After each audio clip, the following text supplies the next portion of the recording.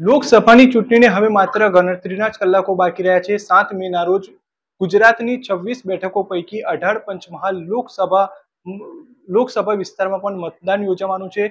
હાલ આપણી સાથે ઉપસ્થિત છે પંચમહાલ જિલ્લા પોલીસ વડા હિમાંશુ સોલંકી। તેઓની સાથે સીધી વાતચીત કરવાનો પ્રયાસ કરીશું।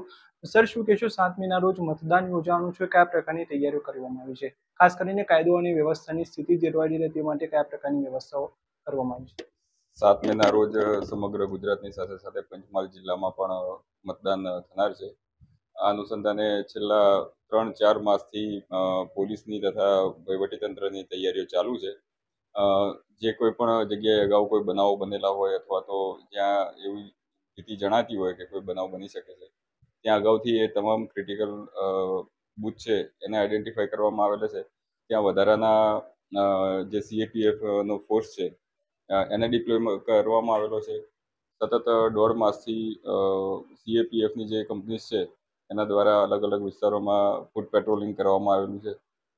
આ ઉપરાંત ચેકપોસ્ટ છે, SSTs છે, FSTની ટીમ છે, આ બધા દ્વારા ખૂબ જ સુંદર કામગીરી કરવામાં આવેલી છે।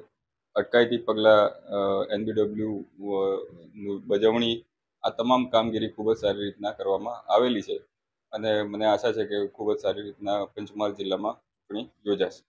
સર, ખાસ કરીને 7 મેના રોજ વધુમાં વધુ મતદાન થાય તેને લઈ મતદારોને આપની શું અપીલ રહેશે? મતદાન એ આપણો અધિકાર છે, એ રીતના આપણી ફરજ પણ છે।